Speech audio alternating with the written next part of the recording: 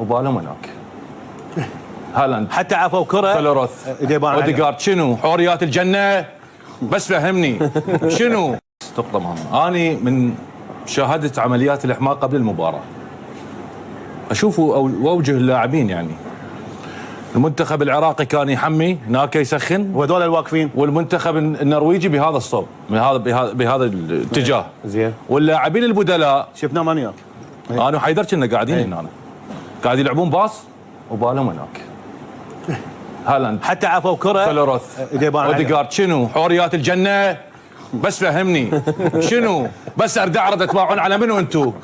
لذلك تشتيتهم هنا انت حافظ الفريق المنافس وبنفس الوقت بعض اللاعبين داخل ارضيه الملعب. انا هسه من عندي مدافع صلب مثل حيدر محمود اكون عندي رهبه كاس العالم افتتاح اول مباراه افتتاح كاس العالم هنا يعني اللاعبين يباعون على اللاعبين الفريق النرويجي وكانما شيء مقدس قاعد يباعون عليهم والله عارفين طوبه يضل. وبنفس الوقت هاي نقطه بس حيدر بس خلنا نكمل. وبنفس الوقت بعض اللاعبين داخل ارضيه الملعب انا كمهاجم هنا في بعض الاحيان اروح عند حيدر اضحك وياه اخذ وطي حتى يصير عندي الطمانينه هنا. يا اخي ليش تضحك ويا هولاند؟ ليش تضحك ويا هالاند؟ بعض اللاعبين يضحكون ويا هالاند يضحكون ويا بعض اللاعبين في المنتخب النرويجي تبث عندهم الطمانينه هنا.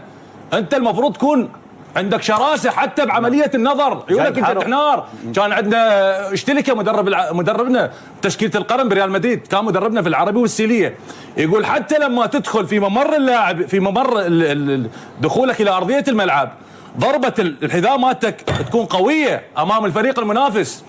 لذلك انت حتى المفروض ما تنظر لهم لان بس راح تباوع عليهم راح يصير عندك خوف لان كلهم نجوم. يعني انت لو لاعب